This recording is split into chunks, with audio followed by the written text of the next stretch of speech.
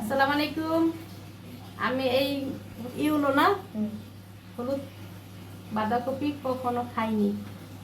আজকে আমি খাবো, রুই মাছ দিয়ে রান্না করব। সবাই সাথে থাকবেন। এখন আমি এগুলা ভেঙে ফেলতেছি। আরেকটা কথা, এই যে বোট দিছি এগুলা দাগ যায় না কেন? আমি তো প্রথম বোট দিছি। এরা আমার কেমন খারাপ লাগতেছে। এগুলা দিয়ে একটা আলু দিব।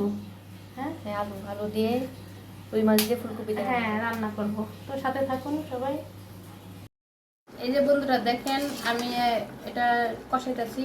ফুলকপিটা একেবারে পুরো পাতিলটা হলুদ হয়ে গেছে। হলুদ কিন্তু সামান্য দিয়েছি তরকারিতে।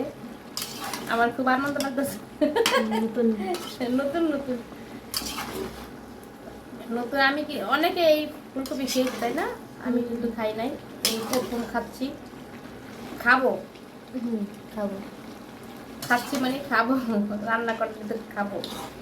এখন আমি এটা কষানো হয়ে গেছে। এখন আমি ভাজা এই যে রুই মাছটা দিয়ে দিব। বিসমিল্লাহ। 4 পিস মাছ। হ্যাঁ,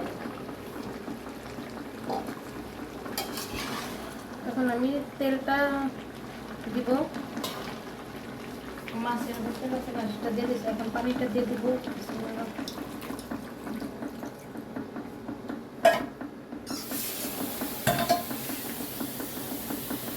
এইখানে না নড়ে, এটা কারেন্টের চুলা তো নড়ে।